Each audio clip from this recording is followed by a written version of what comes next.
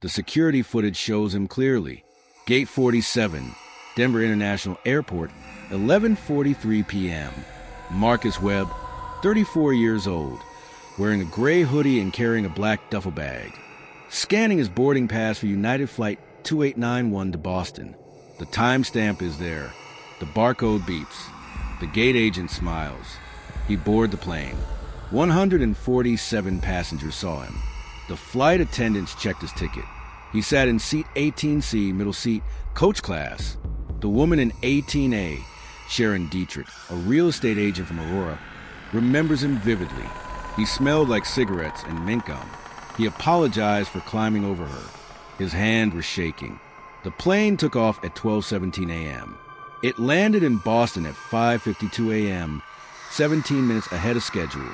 Marcus Webb was not on it, not in his seat, not in the bathroom, not hiding in the galley or the cargo hold. The flight attendants did a full sweep. The pilots were questioned. Every passenger was interviewed by the FBI, the FAA, Homeland Security. They checked the security footage at Logan Airport. They checked every camera angle, every frame. Marcus Webb never got off that plane, but he was never on it when it landed. The door had never opened mid-flight. The cabin pressure never changed. There were no parachutes missing, no emergency exits tampered with. The black box recorded nothing unusual, just a hum of engines, the crackle of radio chatter, a baby crying in row 23. A man boarded a plane in Denver. He vanished somewhere over Kansas. And nobody knows how. What Sharon remembers. Sharon Dietrich still can't sleep. It's been 4 months since that flight, and she lies awake every night replaying the same 45 minutes over and over in her mind like a scratched DVD that won't move forward. She remembers everything about him now, in the way you remember things only after they become important. Details you didn't know you noticed. The angle of his jaw, the way his knee bounced during takeoff. The smell, God, that smell, like someone who'd been awake for 3 days straight, sweating through their clothes in an airport terminal. He'd said something to her. Just once. They were 30 minutes into the flight. The seatbelt sign had turned off. Sharon was reading a Kindle romance novel she'd downloaded in the airport. Something trashy to pass the time. Marcus, though she didn't know his name then, just the nervous guy in the middle seat, had been staring straight ahead at the seat back in front of him, not watching the little screen, not reading, not sleeping, just staring, with his hands gripping the armrest so tight his knuckles were gray-white. Then he turned to her. His eyes were wrong. That's the only way Sharon can describe it now.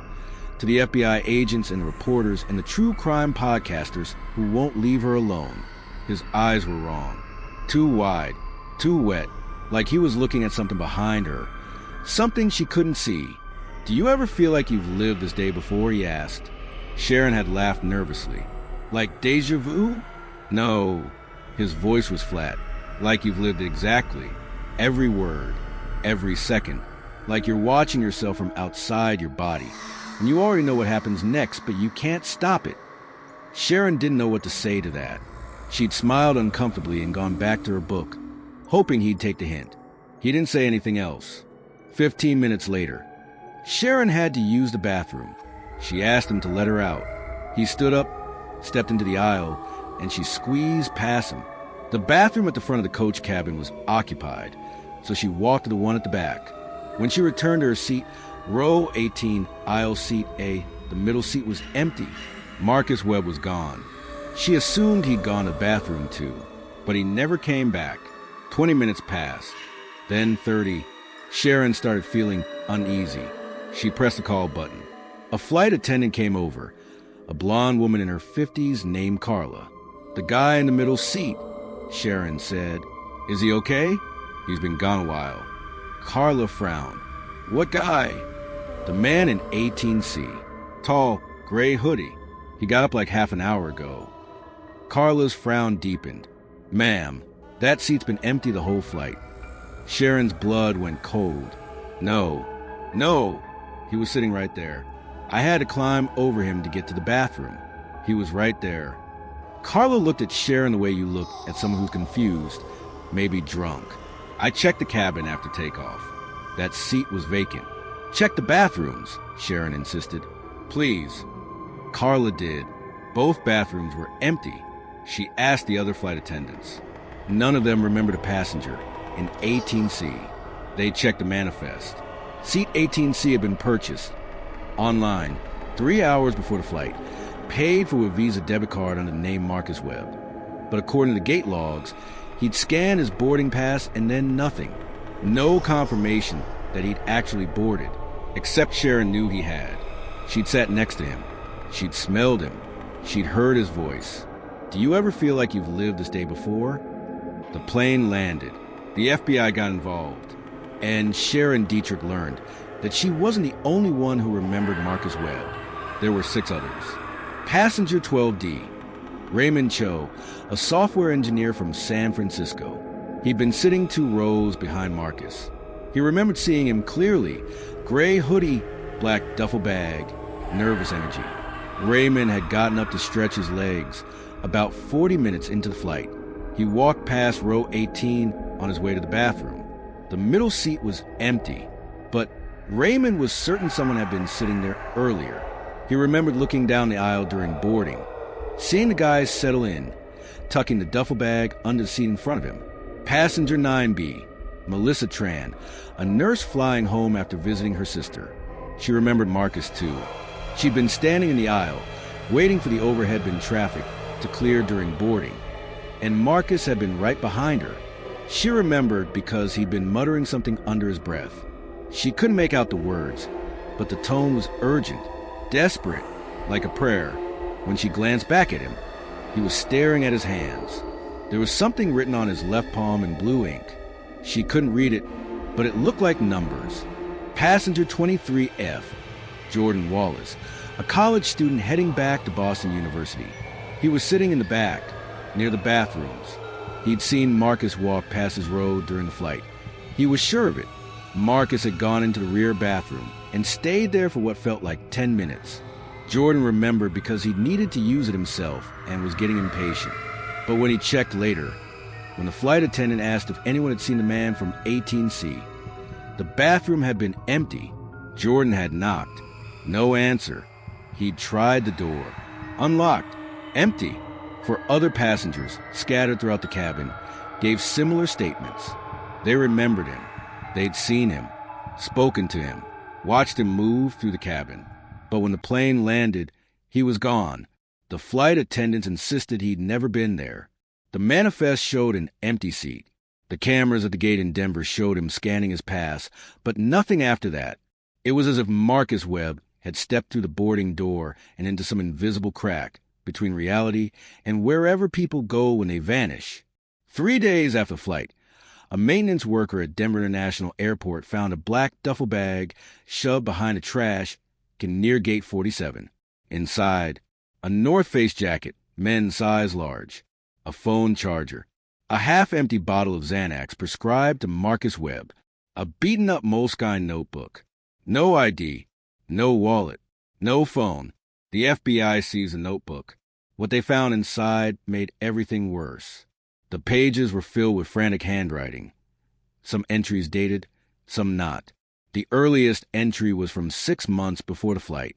The most recent was dated the night of the flight, November 14th, 11:39 p.m., for minutes before Marcus Webb scanned his boarding pass.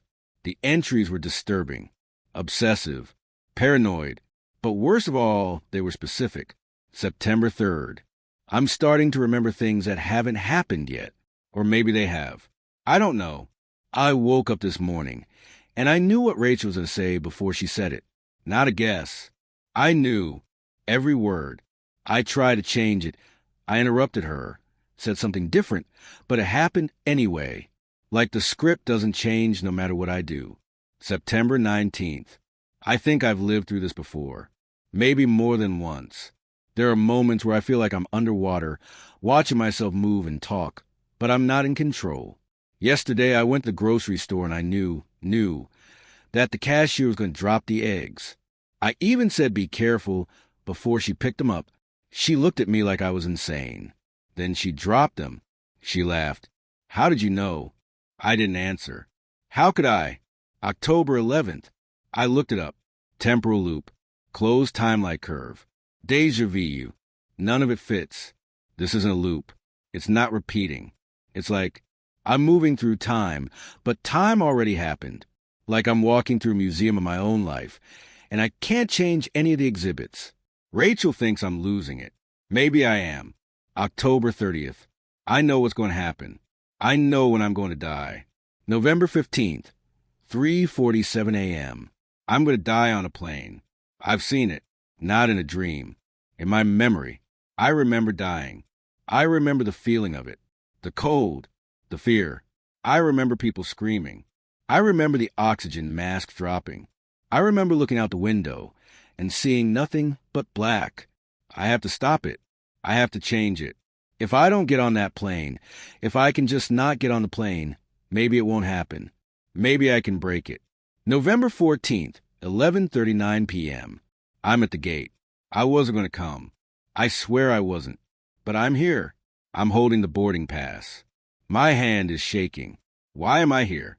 I know what happens next. I board the plane. I sit in 18C. And then, nothing. I don't remember what comes after. It's blank. Not black. Not death. Just absence. If you find this, tell Rachel I'm sorry. Tell her I tried. The entry ended there. The FBI analyzed the handwriting. It was consistent throughout. No signs of forgery. No indication that someone else had written it. The Xanax prescription was legitimate. Filled at a CVS in Boulder 3 weeks before the flight. The psychiatrist who prescribed it, Dr. Yvonne Harding, confirmed that Marcus had been experiencing severe anxiety, intrusive thoughts, and what he described as precognitive episodes. She'd urged him to check himself into a psychiatric facility. He'd refused. 2 days before the flight, Marcus Webb had called Dr. Harding and left a voicemail. The FBI released the audio. The voicemail. Dr. Harding, it's Marcus. I know you think I'm crazy. Maybe I am. But I need you to listen. I'm going to die. I know that sounds insane, but I know it. I've seen it. November 15th. A plane. I don't know what happens, but I know it ends. I feel it every time I close my eyes. It's like a weight pressing down on my chest, and I can't breathe, and I... Long pause.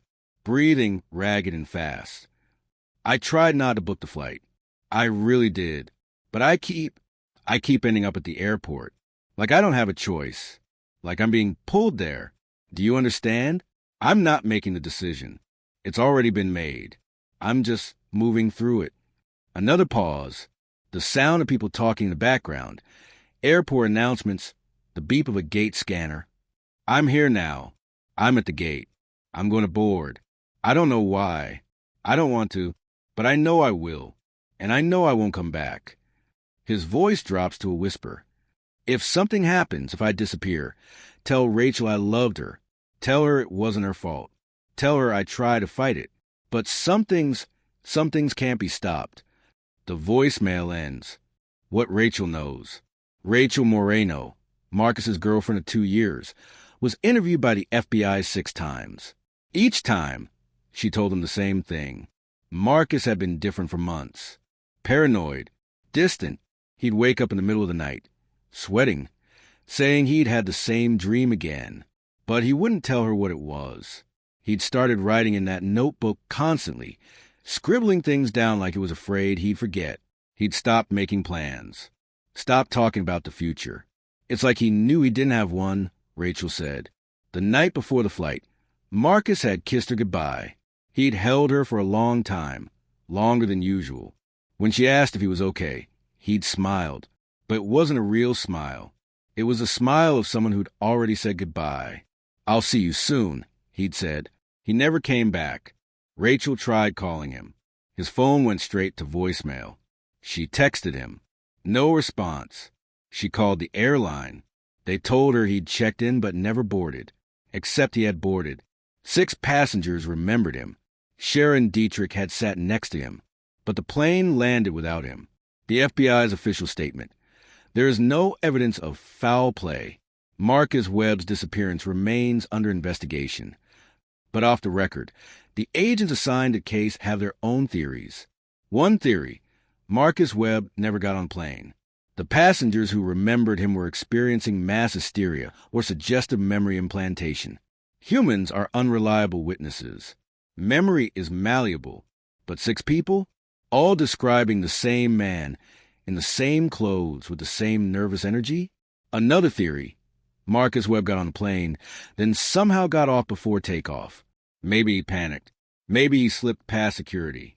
Maybe he's alive somewhere, hiding, too afraid or ashamed to come forward. But the door logs show no one exited the plane after boarding. A third theory, one the FBI won't say out loud but whispers about in private, is darker. Marcus Webb was right. He knew he was going to die. He knew he'd disappear. And somehow, he walked willingly into whatever took him. 4 months after Marcus Webb vanished, Sharon Dietrich booked another flight. She didn't want to. She'd avoided flying since that night. But her mother was sick, stage 4 pancreatic cancer, and Sharon needed to get to Phoenix. United Flight 1447, Denver to Phoenix. December 9th, 11:50 p.m. She checked in online. The system automatically assigned her a seat. 18A. Her blood ran cold. She tried to change it. The system wouldn't let her. No other seats available. She thought about canceling. But her mother was dying. She had to go. At the gate, she stood in line, hands shaking, boarding pass clenching her fist. She scanned it. The agent smiled. Sharon walked down the jetway. Her heart pounding so hard she thought it would tear through her ribs. She found her row. 18A aisle seat. The middle seat, 18C, was empty. She sat down, buckling her seatbelt with trembling fingers. She tried to breathe, tried to tell herself it was just a coincidence, just a seat number. It didn't mean anything. The plane filled up. People stowed their bags. A baby cried. A man argued with a flight attendant about overhead bin space. The boarding door closed. Sharon exhaled. The seat next to her, 18C, was still empty. The plane began to taxi. And then Sharon smelled it. Cigarettes and mint gum. Her head whipped to the right. The middle seat was no longer empty. A man sat there. Gray hoodie, black duffel bag, hands gripping the armrests, knuckles white. He turned to look at her. His eyes were wrong. "Do you ever feel like you've lived this day before?" he asked. Sharon screamed. The flight attendants rushed over. Passengers turned to stare. The man in 18C didn't move. He just sat there, staring at Sharon with those too wide, too wet eyes. "Ma'am, what's wrong?" the flight attendant asked. "Him," Sharon shrieked, pointing. "He's here. He's sitting right there." The flight attendant looked at the empty seat. "Ma'am, there's no one there." Sharon looked again. The seat was empty, but she could still smell the cigarettes. She could still feel the cold radiating from where he'd been sitting. The plane took off. Sharon Dietrich has not been seen since. The plane landed in Phoenix on time. When the passengers disembarked, seat 18A was empty. The flight attendants insist Sharon Dietrich never boarded. The gate logs show her boarding pass was scanned, but no one remembers seeing her on the plane. Her mother died 3 days later. At the funeral, Rachel Moreno, Marcus Webb's girlfriend, appeared. She didn't know Sharon. She'd never met her, but she'd read about her disappearance online. Rachel stood at the back of the church, watching the mourners file past the casket, and then she felt it, a cold hand on her shoulder. She turned. No one was there, but she heard a voice, faint, like a radio signal cutting in and out. I tried to stop it. "Marcus." Rachel's breath caught. "Marcus." I tried, but some things can't be stopped. Some things are already written. "Where are you?" "I don't know. Somewhere between. Somewhere that isn't here or there. Somewhere outside."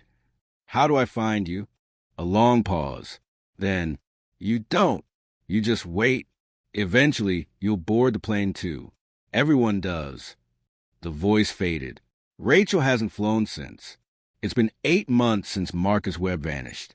Gate 47 at Denver International Airport is still operational. Flights board there every day. Passengers come and go. The gate agents smile and skim boarding passes. But if you pay attention, If you're there late at night, when the terminal is quiet and the fluorescent lights buzz and flicker, you'll see them, the people in gray hoodies, the ones who stand too still, the ones whose eyes are too wide, the ones who board planes that land without them. The TSA agents have started noticing. Maintenance workers whisper about it in the break room. There's a logbook in the airport security office, unofficial, kept in a locked drawer, where they write down the names. Marcus Webb, Sharon Dietrich, 11 others, 13 people total, who boarded planes at Gate 47 and vanished mid-flight. The airlines don't talk about it. The FAA won't investigate. The official story is always the same. No evidence of foul play, but the logbook keeps growing. And every night, at Gate 47, someone new scans their boarding pass. They step through the door, and they disappear into the space between departure and arrival, a place with no name, a place where time folds in on itself, a place where people like Marcus Webb wait, trapped in the moment just before they die, living it over and over again. And the worst part? They know it's coming. They always know, but they board the plane anyway, because some doors once opened can never be closed.